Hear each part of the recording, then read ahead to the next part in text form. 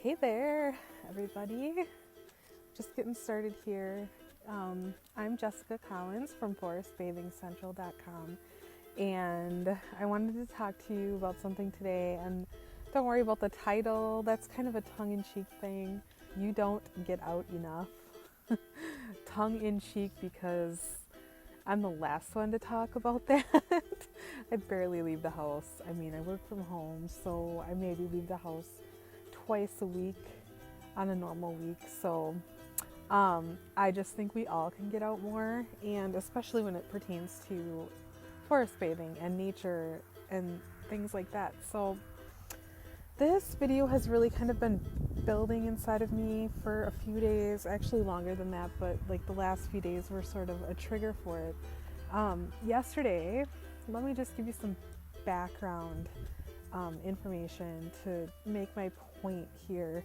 So yesterday I went on a run outside, and we live in the country, so I'm running on country roads, and everything around is either like huge yards, not a lot of neighbors, or farmland, or public hunting land. So it's very open, very beautiful, and I finally had a chance to run by myself yesterday because my husband was home, and I took the opportunity and went for a run. Now, I've been kind of cooped up inside so I roused up a mama deer and her baby, and it was the most cute thing. Like, I must have just disturbed them just by being present, because I wasn't anywhere near them, but I spooked them.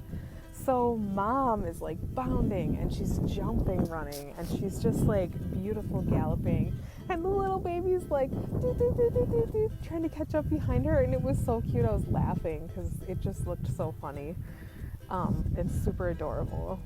So then, let's see, so I went a little ways down the road, and there's a lot of milkweed out here, and like I said, we like to raise monarchs, and they're everywhere out here, and I saw them everywhere. There's so much milkweed in these fields like behind me. I don't know if you can see any, but there's tons of milkweed in these fields and in the fields around us. So naturally there's a ton of monarchs, and I actually saw there were two that were swooping around after each other. I don't know if they were mating, or I don't know, fighting or whatever, but they swooped down right past my head, right past my ear, and I could actually hear their wings. And I just thought that was so cool. To hear monarch's wings that close, like, these are things you never just see. You have to be out, you have to be fully immersed in nature. Another thing, okay, so got a little funny story. I saw a cicada on the pavement in front of our house, and it looked like it was kind of on its last leg, because a car came by and kind of moved it, and you could hear it making that noise across the pavement. So I came up to it and gently like tapped it, and it did it again, that zzz, that like weird noise that they do. And normally you don't get to see those up close unless they die or their outer shells come off. So I thought that was really cool too, like, just to get to see a cicada. Like, I'd never seen one in the city. I think I accidentally came upon one once and thought it was so gross. But so here's a funny little story about cicadas, just a little side note here. So you know the sound they make? Oh, we're gonna have a little visitor. Hi, kitty. This is Cupcake. Oh yeah, she's gonna say some things here.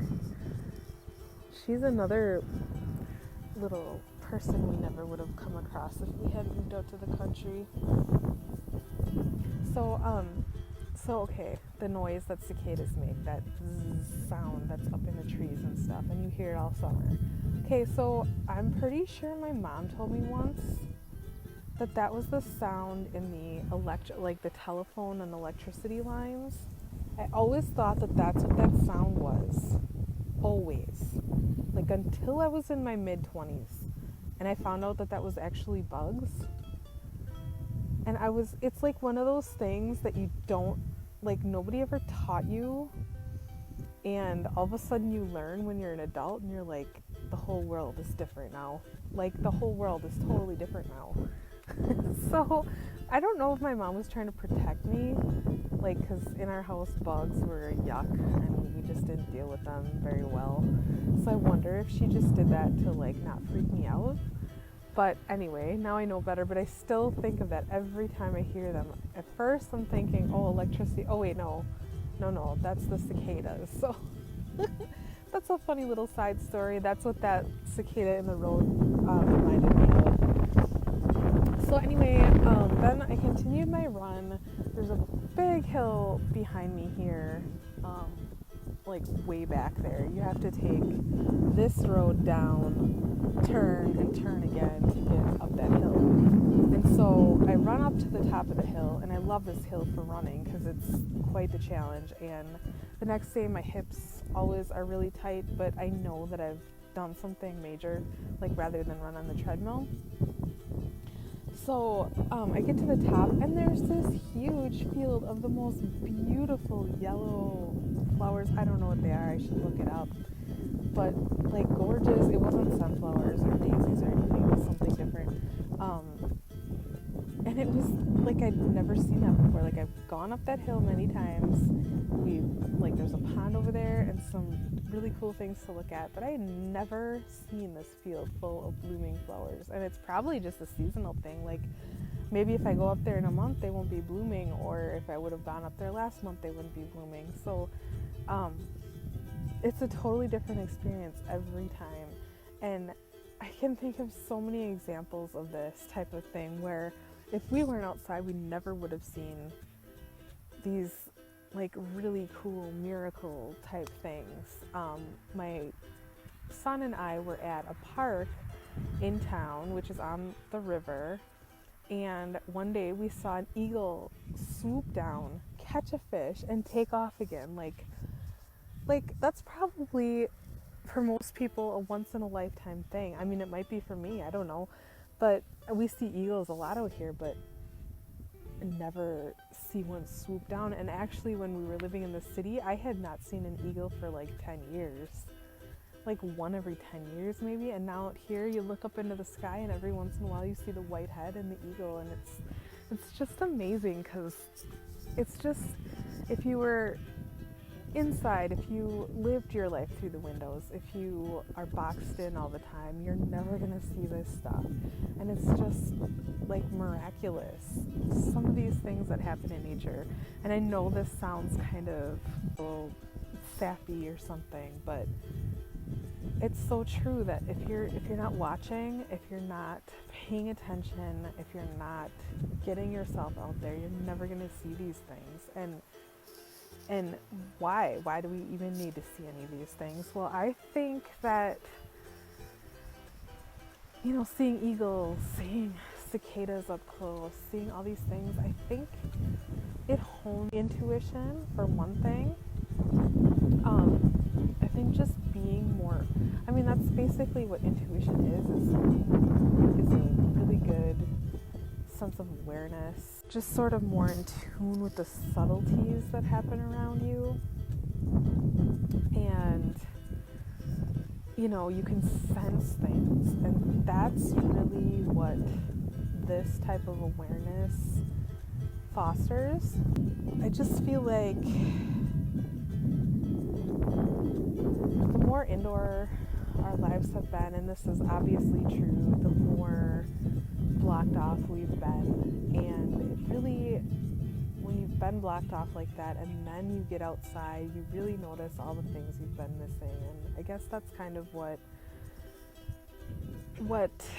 inspired this video. In addition to honing your intuition, I really think that getting out like this is sort of a metaphor for life.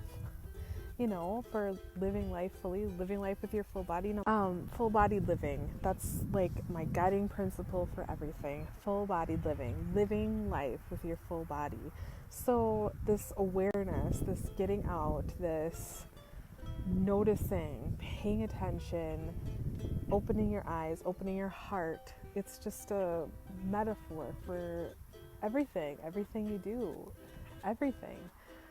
I guess if I wanted to put like a quote around what I'm talking about and really put this together is I wrote this down. You can't see the sunset unless you open the curtains and look through the window. So I think an even better saying, now that I'm thinking of it, is you can't see the sunset unless you open the curtains, open the door, walk out and experience it. There's a difference between looking through the window and experiencing it outside as it's happening. So as many layers as you can remove, as much opportunity as you have to get outside, take it. And that's pretty much the main message behind this whole thing. So I'm glad you stayed with me. And if you want more inspiration like this, if you want more, I've got a whole immersion library, a forest bathing immersion library with, I believe it's at 33 exercises to get you outside and to build that awareness. There's 33 extra forest bathing exercises to get you into that mindset and to give you a meaningful way to experience nature and get out into it. And then each one comes with a nature journaling prompt, because nature journaling takes that whole experience even deeper. And there are meditations in the group, in the Facebook group for Forest Bathing Central. So hop on over to forestbathingcentral.com, find the Forest Bathing Central group on Facebook. You can get 3 of my exercises, the forest bathing exercises, for free. If you go to the homepage of Forest Bathing Central, you can get an idea, a feel for how the full program will be, and I hope to see you later. Bye!